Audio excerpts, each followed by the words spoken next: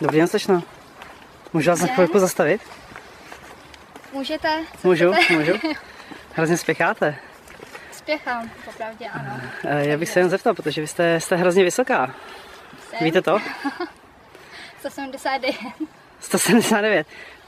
Jen v rychlosti, protože můj kamarád vlastně jednu modelingovou agenturu. A vzhledem k tomu, že jste takhle vysoká, tak jste hrozně zajímavá. Já nevím, jestli vám to už někdo řekl, ale opravdu jste... Neříkal. Neříkal? Jste hrozně hezká, máte hrozně hezký obličej. Děkuji. Víte to? Nezajímalo vás někdy třeba být nebo stát se modelkou? No, já bych chtěla, ale nemám na to právě čas, jsem studentka a studuju, takže... Ne. Zpátky teda k tomu. Chtěl bych se teda zeptat, bylo by pro vás zajímavý třeba, já nevím, přijít třeba nějaký casting do modelingové agentury, zkusit si to? No, já bych chtěla to zkusit, jestli bude nějaká nabídka, takže... No, nabídka by byla, protože vzhledem k tomu, že můj kamarád vlastně jednu z největších vlastně jakoby agentur tady v České republice, tak já bych vám přímo osobně mohl zprostředkovat přímo ten casting. No, já bych chtěla. A vy jste chtěla? Ano. Fakt, jo? No tak to je skvělý, to jsem ani nečekal. Jenom se tam ještě v rychlosti. Jste hrozně stydlivá, nebo jste hodně stydlivá? Jsem hodně stydlivá. Jste hodně stydlivá. No, to spolu nejde moc dohromady. Víte, že modelky většinou bývají hlavně ve spodním prádle a tak? To víte? No, já bych chtěla být topovou modelkou, takže... Topovou modelkou. Bez těch focení.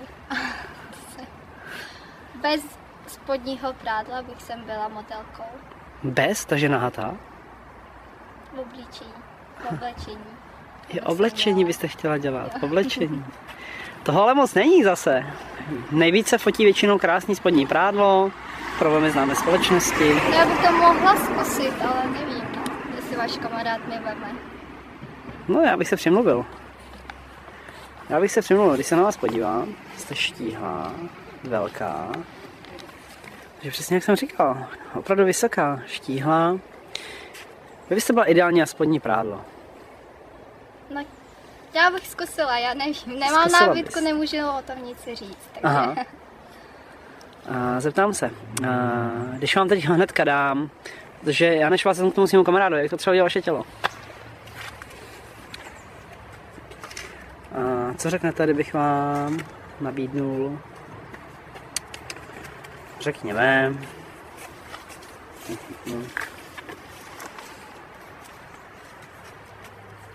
3000.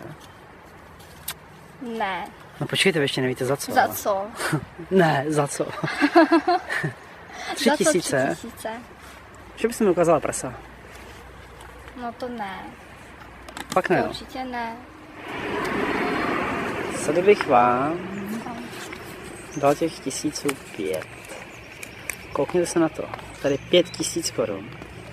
Vemte si klidně do ruky. Nebojte se, může být vaše. Vemte si je, bude se vám líp přemýšlet. Máte jako 5000 korun v ruce. Ne? Kolik dostáváte kapesné od rodičů? 10 000. 10 000 měsíčně. Teď máte 5 navíc. No to jsou dobré peníze. Co Já si mám udělat? Ne? Já si myslím, a víte co? Vy jste říkala 10 000, že dostáváte měsíčně od rodičů. Ano. Tak já vám dám ještě další 3, abych vám pomohl přemýšlení. No za 8 000 já vám ukážu jen prso. No tak to je skvělý, ale to mi stačí, já víc nepotřebuju. Aby nikdo to neviděl.